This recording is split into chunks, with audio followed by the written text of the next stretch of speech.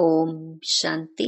1 अक्टूबर 2025। मीठे बच्चे, रोज रात को अपना पोता मेल निकालो, डायरी रखो तो डर रहेगा कि कहीं घाटा ना पड़ जाए। प्रश्न: कल्प पहले वाले भाग्यशाली बच्चों को बाप की कौन सी बात फौरन टच होगी? उत्तर: बाबा रोज रोज जो बच्चों को याद की युक्तियां बतलाते हैं वह भाग्यशाली बच्चों को ही टच होती रहेंगी।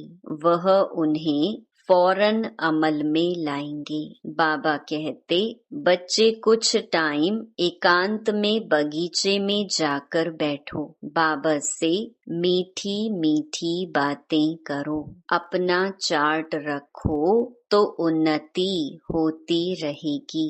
ओम शांति। मिलिट्री को पहले पहले सावधान किया जाता है। Attention please. बाप भी बच्चों को कहते हैं, अपने को आत्मा निश्चय कर बाप को याद करते रहते हो। बच्चों को समझाया है, यह ज्ञान बाप इस समय ही दे सकते हैं। बाप ही पढ़ाते हैं। भगवानुवाच है ना। मूल बात हो जाती है यह कि भगवान कौन है, कौन पढ़ाते हैं। यह बात पहले समझने और निश्चय करने की होती है। फिर अतीन्द्रिय सुख में भी रहना है। आत्मा को बहुत खुशी होनी चाहिए। हमको बेहद का बाप मिला है। बाप एक ही बार आकर मिलते हैं वर्षा देने। किसका वर्षा? विश्व की बादशाही का वर्षा देते हैं। 5000 वर्ष पहले मिसल। यह तो पक्का निश्चय है। बाप आया हुआ है, फिर से सहज राजयोग सिखलाते हैं। सिखलाना पड़ता है। बच्चे को कोई सिखलाया नहीं जाता है। आपे ही मुख से मम्मा बाबा निकलता रहेगा, क्योंकि अक्षर तो सुनते हैं ना। यह है रूहानी बाप। आत्मा को आंतरिक गुप्त नशा रहता है। आत्मा को ही पढ़ना है। परम पिता परमात्मा तो नॉलेजफुल है ही, वह कोई पढ़ा नहीं है। उनमें नॉलेज है ही। किसकी नॉलेज है? यह भी तुम्हारी आत्मा समझती है। बाबा में सारी सृष्टि के आदि मध्य अंत की नॉलेज है। कैसे एक धर्म की स्थापना और अनेक धर्मों का विनाश होता है, यह सब जानते हैं। इसीलिए उनको जानी जाननहार कह देते हैं। जानी जाननहार का अर्थ क्या है, यह कोई भी बिल्कुल जानते नहीं है। अभी तुम बच्चों को बाप ने समझाया है कि यह स्लोगन भी जरूर लगाओ कि मनुष्य होकर अगर क्रिएटर और रचना के आदि मध्य अंत, ड्यूरेशन, रेपिटेशन को नहीं जाना तो क्या कहा जाए। यह रेपिटेशन अक्षर भी बहुत जरूरी है। करेक्शन तो होती रहती है ना। गीता का भगवान कौन, यह चित्र बड़ा फर्स्ट क्लास है। सारे वर्ल्ड में यह है सबसे नंबर 1 भूल। परम पिता परमात्मा को ना जानने कारण फिर कह देते सब भगवान के रूप हैं। जैसे छोटे बच्चे से पूछा जाता है, तुम किसका बच्चा? कहेंगे फलाने का। फलाना किसका बच्चा? फलाने का। फिर कह देंगे वह हमारा बच्चा। वैसे यह भी भगवान को जानते नहीं तो कह देते हम भगवान हैं। इतनी पूजा भी करते हैं परंतु समझते नहीं। गाया जाता है ब्रह्मा की रात तो जरूर ब्राह्मण ब्राह्मणियों की भी रात होगी। यह सब धारण करने की बातें हैं। यह धारणा उनको होगी जो योग में रहते हैं। याद को ही बल कहा जाता है। ज्ञान तो है सोर्स ऑफ इनकम। याद से शक्ति मिलती है जिससे विकर्म विनाश होते हैं। तुम्हें बुद्धि का योग बाप से लगाना है। यह ज्ञान बाप अभी ही देते हैं, फिर कभी मिलता ही नहीं। सिवाय बाप के कोई दे ना सके। बाकी सब हैं भक्ति मार्ग के शास्त्र, कर्म कांड की क्रियाएं, उसको ज्ञान नहीं कहेंगे। स्पिरिचुअल नॉलेज एक बाप के पास है और वह ब्राह्मणों को ही देते हैं, और कोई के पास स्पिरिचुअल नॉलेज होती नहीं। दुनिया में कितने धर्म, मठ, पंथ हैं, कितनी मतें हैं। बच्चों को समझाने में कितनी मेहनत होती है। कितने तूफान आते हैं, गाते भी हैं नैया मेरी पार लगाओ। सबकी नैया तो पार नहीं जा सकती। कोई डूब भी जाएगी, कोई खड़ी हो जाएगी। 2-3 वर्ष हो जाते हैं, कईयों का पता ही नहीं। कोई तो पुर्जा पुर्जा, टुकड़े टुकड़े हो जाते हैं, कोई वहां ही खड़े हो जाते हैं। इसमें मेहनत बहुत है। आर्टिफिशियल योग भी कितने निकले हैं। कितने योग आश्रम हैं। रूहानी योग आश्रम कोई हो ना सके। बाप ही आकर आत्माओं को रूहानी योग सिखलाते हैं। बाबा कहते हैं यह तो बहुत सहज योग है। इन जैसा सहज कुछ भी है नहीं। आत्मा ही शरीर में आकर पार्ट बजाती है। 84 जन्म मैक्सिमम है, बाकी तो कम कम होते जाएंगे। यह बातें भी तुम बच्चों में कोई की बुद्धि में है। बुद्धि में धारणा बड़ा मुश्किल होती है। पहली बात बाप समझाते हैं, कहाँ भी जाते हो तो पहले पहले बाप का परिचय दो। बाप का परिचय कैसे देवें, इसके लिए युक्ति रची जाती है। वह जब निश्चय हो तब समझें बाप तो सत्य है। जरूर बाप सत्य बातें ही बताते होंगे, इनमें संशय नहीं लाना चाहिए। याद में ही मेहनत है। इसमें माया अपोजिशन करती है, घड़ी घड़ी याद भुला देती है। इसीलिए बाबा कहते हैं चार्ट लिखो, तो बाबा भी देखे कौन कितना याद करते हैं। 25% भी चार्ट नहीं रखते हैं। कोई कहते हैं हम तो सारा दिन याद में रहता हूँ। बाबा कहते हैं यह तो बड़ी मुश्किल है। सारा दिन रात तो बांधेलियां जो मार खाती रहती वह याद में रहती होंगी।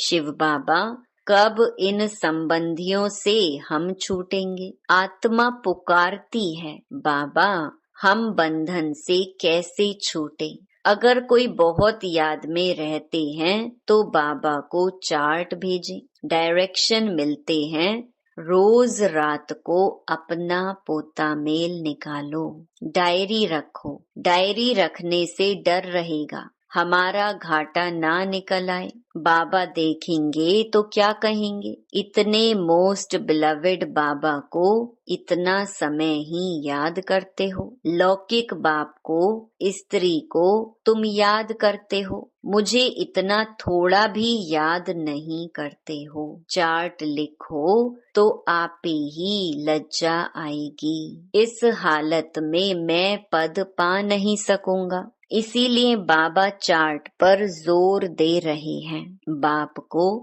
और 84 के चक्र को याद करना है तो फिर चक्रवर्ती राजा बन जाएंगे। आप समान बनाएंगे तब तो प्रजा पर राज्य करेंगे। यह है ही राजयोग, नर से नारायण बनने का एम ऑब्जेक्ट यह है। जैसे आत्मा को देखा नहीं जाता समझा जाता है, इनमें आत्मा है यह भी समझा जाता है। इन लक्ष्मी नारायण की जरूर राजधानी होगी। इन्होंने सबसे जास्ती मेहनत की है तब स्कॉलरशिप पाई है। जरूर इन्हों की बहुत प्रजा होगी। ऊंच ते ऊंच पद पाया है, जरूर बहुत योग लगाया है तब पास विद ऑनर हुए। यह भी कारण निकालना चाहिए, हमारा योग क्यों नहीं लगता है। धंधे आदि के झंझट में बहुत बुद्धि चली जाती है। उनसे टाइम निकाल इस तरफ जास्ती ध्यान देना चाहिए। कुछ टाइम निकाल बगीचे में एकांत में बैठना चाहिए। फीमेल तो जा ना सके, उनको तो घर संभालना है। पुरुषों को सहज है, कल्प पहले वाले जो भाग्यशाली होंगे उनको ही यह टच होगा। पढ़ाई तो बहुत अच्छी है, बाकी हरेक की बुद्धि अपनी होती है। कैसे भी करके बाप से वर्षा लेना है। बाप डायरेक्शन सब देते हैं, करना तो बच्चों को ही है। बाबा डायरेक्शन देंगे जनरल, एक एक पर्सनल भी आकर कोई पूछे तो राय दे सकते हैं। तीर्थों पर बड़े बड़े पहाड़ों पर जाते हैं तो पंडे लोग सावधान करते रहते हैं, बड़ी मुश्किलात से जाते हैं। तुम बच्चों को तो बाप बहुत सहज युक्ति बताते हैं। बाप को याद करना है, शरीर का भान खत्म करना है। बाप कहते हैं मुझे याद करो। बाप आकर नॉलेज दे चले जाते हैं। आत्मा जैसा तीखा रॉकेट और कोई हो नहीं सकता। वो लोग मून आदि तरफ जाने में कितना टाइम वेस्ट करते हैं। यह भी ड्रामा में नूंद है। यह साइंस का हुनर भी विनाश में मदद करता है। वह है साइंस, तुम्हारी है साइलेंस। अपने को आत्मा समझ बाप को याद करना, यह है डेड साइलेंस। मैं आत्मा शरीर से अलग हूँ। यह शरीर पुरानी जूती है। सर्प कछुए के मिसाल भी तुम्हारे लिए हैं। तुम ही कीड़े जैसे मनुष्यों को भू भू कर मनुष्य से देवता बनाती हो। विषय सागर से क्षीर सागर में ले जाना तुम्हारा काम है। सन्यासियों को यह यज्ञ तप आदि कुछ भी करना नहीं है। भक्ति और ज्ञान है ही गृहस्थियों के लिए। उन्हों को तो सतयुग में आना ही नहीं है। वह क्या जाने इन बातों से। यह भी ड्रामा में नोंद है इस निवृत्ति मार्ग वालों की। जिन्होंने पूरे 84 जन्म लिए हैं वही ड्रामा अनुसार आते रहेंगे। इसमें भी नंबर वार निकलते रहेंगे। माया बड़ी प्रबल है, आंखें बड़ी क्रिमिनल हैं। ज्ञान का तीसरा नेत्र मिलने से आंखें सिविल बनती हैं, फिर आधा कल्प कभी क्रिमिनल नहीं बनेंगी। यह है बड़ी धोखेबाज। तुम जितना बाप को याद करेंगे उतना कर्मेंद्रियां शीतल होंगी। फिर 21 जन्म कर्मेंद्रियों को चंचलता में आना नहीं है। वहाँ कर्मेंद्रियों में चंचलता होती नहीं। सब कर्मेंद्रियां शांत सतोगुणी रहती हैं। देह अभिमान के बाद ही सब शैतानी आती है। बाप तुमको देही अभिमानी बनाते हैं। आधा कल्प के लिए तुमको वर्षा मिल जाता है। जितनी जो मेहनत करते हैं उतना ऊंच पद पाएंगे। मेहनत करनी है देही अभिमानी बनने की, फिर कर्मेंद्रियां धोखा नहीं देंगी। अंत तक युद्ध चलती रहेगी। जब कर्मातीत अवस्था को पाएंगे तब वह लड़ाई भी शुरू होगी। दिन प्रतिदिन आवाज होता जाएगा, मौत से डरेंगे। बाप कहते हैं यह ज्ञान सबके लिए है, सिर्फ बाप का परिचय देना है। हम आत्माएं सब भाई भाई हैं, सब एक बाप को याद करते हैं, गॉड फादर कहते हैं। करके कोई नेचर को मानने वाले होते हैं, परंतु गॉड तो है ना, उनको याद करते हैं मुक्ति जीवन मुक्ति के लिए। मोक्ष तो है नहीं। वर्ल्ड की हिस्ट्री ज्योग्राफी को रिपीट करना है। बुद्धि भी कहती है जब सतयुग था तो एक ही भारत था। मनुष्य तो कुछ भी नहीं जानते। इन लक्ष्मी नारायण का राज्य था ना। लाखों वर्ष की बात हो ना सके। लाखों वर्ष होते तो कितनी ढेर संख्या हो जाती। बाप कहते हैं अब कलयुग पूरा हो, सतयुग की स्थापना हो रही है। वह समझते हैं कलयुग तो अर्जुन बच्चा है, इतने 1000 वर्ष की आयु है। तुम बच्चे जानते हो यह कल्प है ही 5000 वर्ष का। भारत में ही यह स्थापना हो रही है। भारत ही अब स्वर्ग बन रहा है। अभी हम श्रीमत पर यह राज्य स्थापन कर रहे हैं। अब बाप कहते हैं मामेकम याद करो। पहला पहला शब्द ही यह दो। जब तक बाप का निश्चय नहीं होगा तब तक प्रश्न पूछते रहेंगे। फिर कोई बात का उत्तर नहीं मिलेगा तो समझेंगे यह जानते कुछ भी नहीं और कहते हैं भगवान हमको पढ़ाते हैं। इसीलिए पहले पहले तो एक ही बात पर ठहर जाओ। पहले बाप का निश्चय करें कि बरोबर सभी आत्माओं का बाप एक ही है और वह है रचता।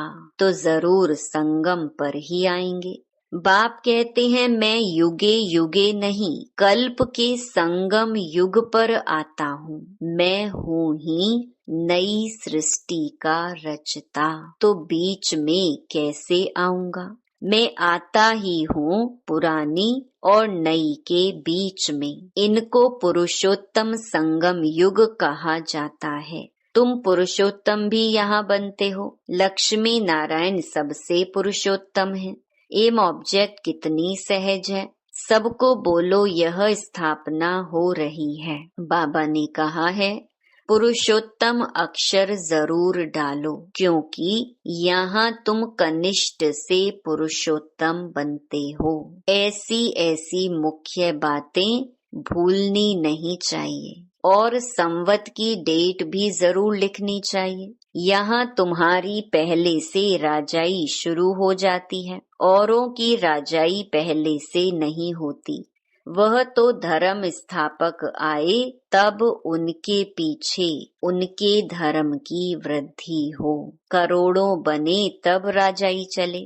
तुम्हारी तो शुरू से सतयुग में राजाई होगी। यह किसको भी बुद्धि में नहीं आता कि सतयुग में इतनी राजाई कहाँ से आई। कलयुग अंत में इतने ढेर धर्म हैं।